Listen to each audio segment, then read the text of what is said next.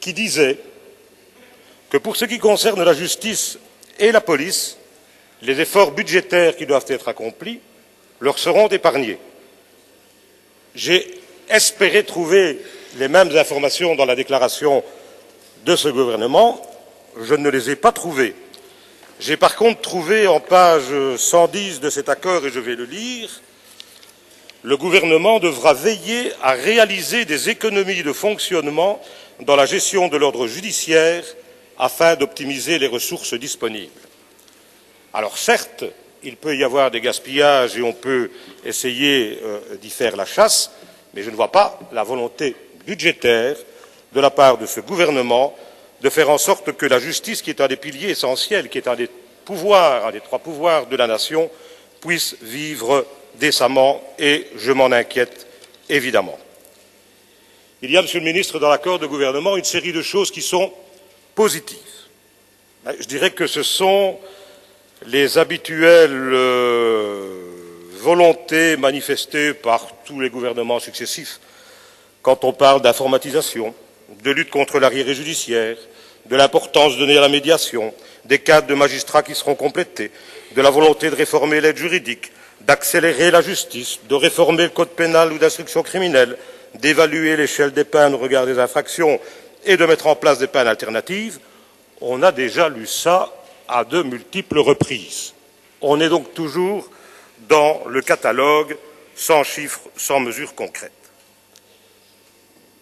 Il y a par contre, et là je le regrette fondamentalement parce que je pensais que le changement de ministre aurait pu aussi apporter un changement d'approche, je constate que l'approche managériale de la justice, qui était très prégnante chez votre prédécesseur, Madame Turtelbaum, l'est tout autant dans cette déclaration gouvernementale, un peu comme si on attendait de la justice qu'elle soit dirigée comme une entreprise classique, vouée à la rentabilité comme toute autre entreprise. Ce n'est évidemment pas possible et je pense que comme juriste et comme avocat, vous en êtes le premier persuadé.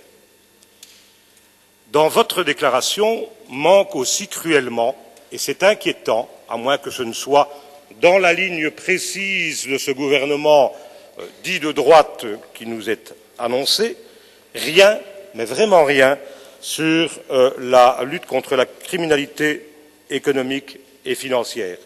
Dieu sait pourtant que s'il y a des moyens à aller chercher pour le financement de la justice, vous parlez même dans votre déclaration gouvernementale d'autofinancement de la justice, s'il y a certes des moyens à aller chercher, c'est bien dans le cadre de ces dossiers-là.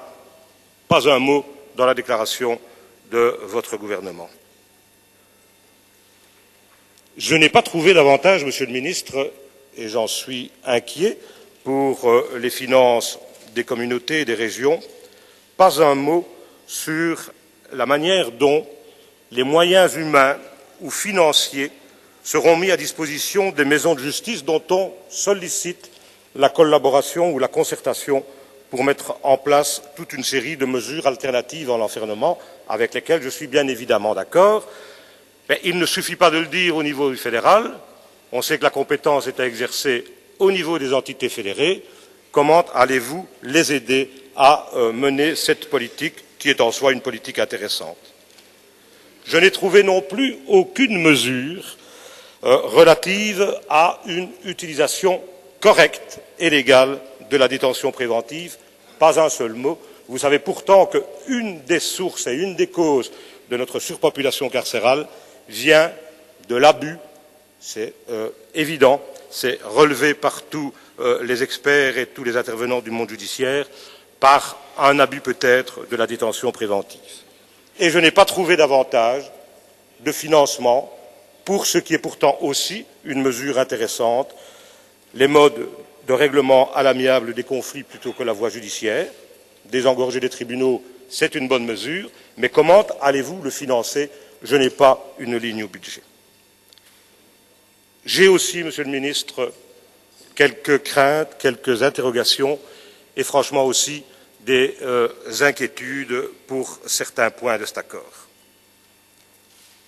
Globalement, c'est celui de l'accès à la justice.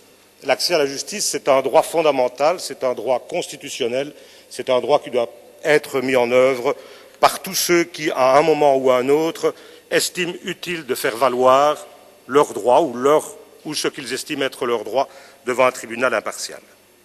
Il y a pour ça, notamment pour les plus démunis, l'aide juridique. Depuis des années dans ce Parlement, il y a un consensus pour dire l'aide juridique telle qu'elle fonctionne aujourd'hui, ce n'est plus possible de continuer comme ça, on va droit dans le mur, il faut un refinancement, il faut une approche nouvelle, il faut une nomenclature quelque peu différente de celle qui existe.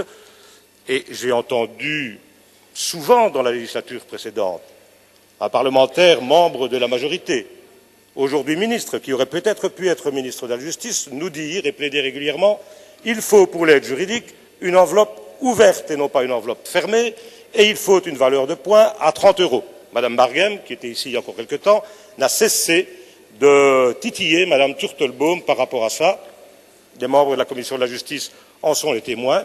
Je ne trouve rien dans notre déclaration, dans votre déclaration gouvernementale, sinon le maintien de l'idée de l'enveloppe fermée, sans aucune idée non plus de la valeur du point.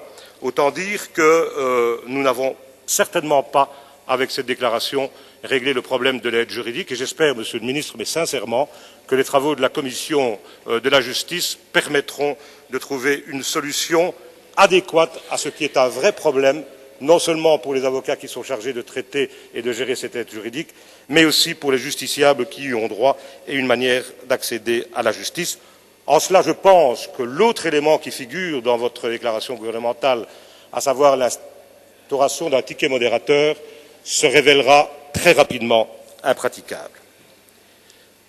Pour ce qui est de l'accès à la justice, et là c'est par rapport à cette classe moyenne dont on parle abondamment depuis que l'on connaît les intentions de ce gouvernement, si, par le biais de l'aide juridique, une forme d'accès à la justice est maintenue, si les personnes qui ont des revenus relativement confortables et importants pourront continuer à accéder à la justice, qu'en sera-t-il de nouveau de cette classe moyenne, celle qui est la seule finalement, à un moment ou à un autre, à payer et à payer parfois difficilement toute une série de services et en matière judiciaire que nous propose-t-on ici. Après, la TVA sur les honoraires des avocats. Voilà que l'on nous parle maintenant d'une augmentation des droits de greffe et de mise au rôle.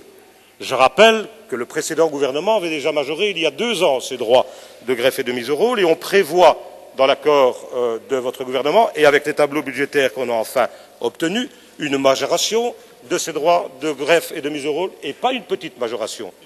Une majoration de plus de 50%, Monsieur le Ministre, puisque d'un montant qui était de l'ordre de 41 000 € en 2014, on passe à 61 000 € dans le projet de budget 2015. Qui va financer encore cette manière d'agir? Eh bien, ce seront les justiciables. J'ai procédé à un petit calcul. Ça voudra dire qu'aujourd'hui, le simple fait de lancer une procédure devant le tribunal de première instance en coûtera 150 € et devant la cour d'appel 315 €, sans compter, lorsqu'il y a une citation par voie de justice, les frais d'huissier, frais de citation qui ont d'ailleurs été également par le passé majorés. Il y a là vraiment une réelle inquiétude pour l'accès à la justice par les classes moyennes et les classes laborieuses. Vous parlez de la création d'un fonds pour l'aide juridique. Je pense aussi, je vais en terminer, Monsieur le Président, si vous m'octroyez encore 1 ou 2 minutes, j'en termine. 1 minute. Je pense, Monsieur le Ministre, que la création d'un fonds de l'aide juridique, Madame Moselle m'en a parlé aussi, c'est aussi une chimère parce qu'on sait que les condamnés pénaux ne sont pas ceux qui vont pouvoir alimenter cette caisse. Comme ministre des Finances, vous savez la difficulté qui était la vôtre de récupérer les condamnations pénales. Est-ce qu'il ne faudrait pas mieux plutôt réfléchir à alimenter un tel fonds à partir des dépenses civiles? Autre inquiétude, et ça je pense quand même devoir le dire, c'est celle de modifier les compétences du Conseil judiciaire, du Conseil supérieur de la justice, pardon. Loin de moi l'idée qu'il ne faille pas réformer l'institution, mais essayer de veiller à ce qu'elle soit encadrée, soit par un organe interne au SPF Justice, soit même par une commission parlementaire, c'est mettre en péril, et j'espère que ce n'est pas votre intention, l'indépendance du pouvoir judiciaire qui est garantie par la Constitution. Enfin, Monsieur le Ministre, toute une série d'autres éléments devraient pouvoir discuter. J'en termine, Monsieur le Président. J'espère qu'à l'occasion de la première réunion de notre commission et des interrogations que nous pourrons vous poser et des échanges de vues que nous aurons avec vous, nous pourrons, comme c'est souvent le cas à l'intérieur de la commission de la justice, trouver des solutions qui rassemblent, qui réunissent l'ensemble des parlementaires, au-delà parfois de clivages ou de débats partisans, parce que la justice est un véritable service public au service de l'ensemble de nos concitoyens et doit nécessairement le rester. Merci, M. Brodkorn. M. Goffin.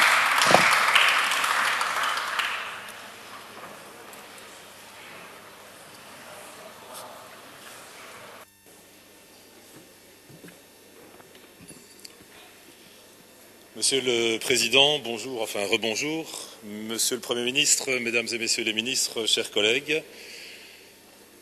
Tout citoyen, un jour dans sa vie, est susceptible d'avoir un contact avec l'institution judiciaire. Un conflit de voisinage, un conflit familial, une agression, une violence dont la personne aurait été victime, un conflit avec l'État, un conflit avec sa commune, sauf celle de Crisnay. Bref, à un moment donné, tout le monde doit peut-être avoir un contact avec la justice.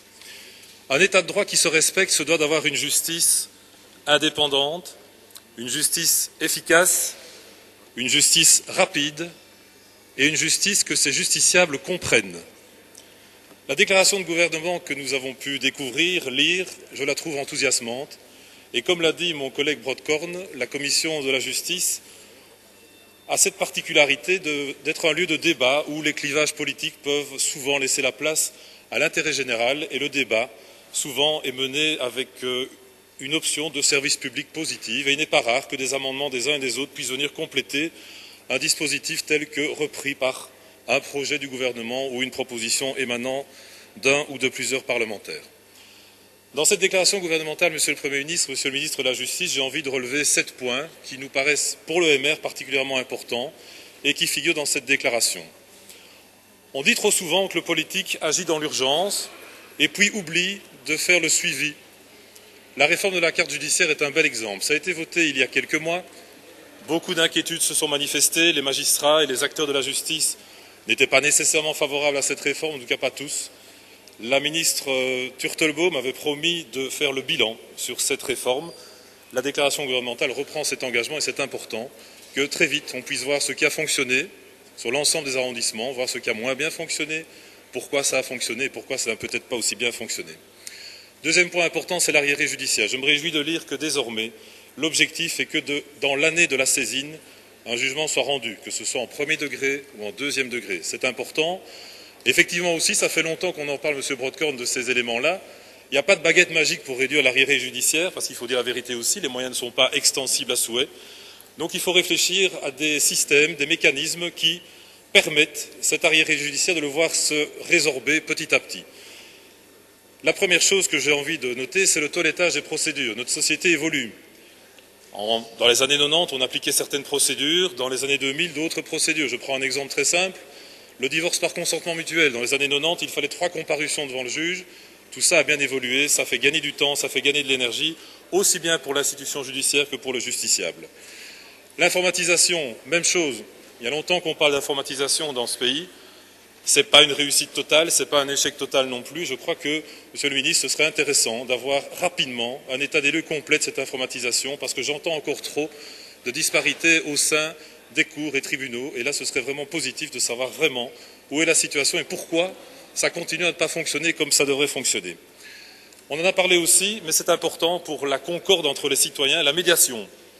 La médiation permet aussi de désengorger les tribunaux, ça permet aussi de retrouver une concorde peut-être perdue entre les citoyens, parce que c'est bien connu, en période de crise, eh bien l'effet collatéral c'est que souvent les tribunaux